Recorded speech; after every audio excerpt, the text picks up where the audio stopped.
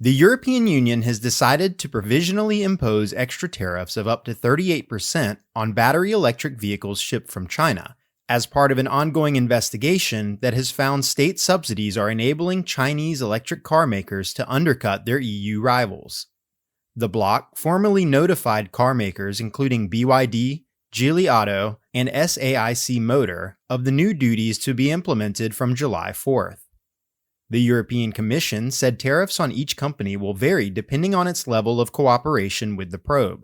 SAIC will be hit the hardest, with the tax rate for the state-owned company set to increase by the full 38% on top of the existing 10%. Geely, the maker of Volvo cars, will face an additional tariff of 20%, while electric vehicle giant BYD faces an extra 17%. BMW, which is among several European auto brands that are subject to the extra tariffs, has expressed opposition. The Kiel Institute for the World Economy, a German nonprofit research institute, said in a report in late May that if the EU imposes a 20% extra tariff, it will have a noticeable impact on bilateral trade and production in Europe. According to the report, the volume of imported electric cars from China would fall by 25%, which, based on the almost 500,000 electric vehicles imported last year, would equate to 125,000 vehicles worth almost $4 billion. Some Chinese manufacturers are already increasing investment in European car assembly to reduce the risk of their businesses suffering from the protectionist trade policy.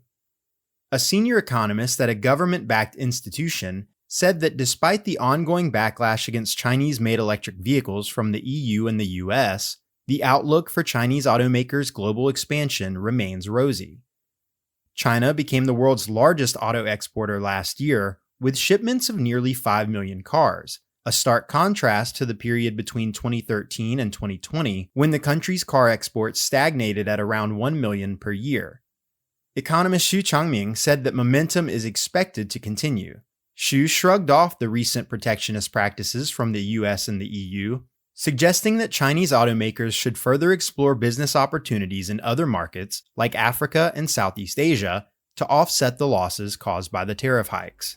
An industry expert said that automakers also need to further globalize their production and operations.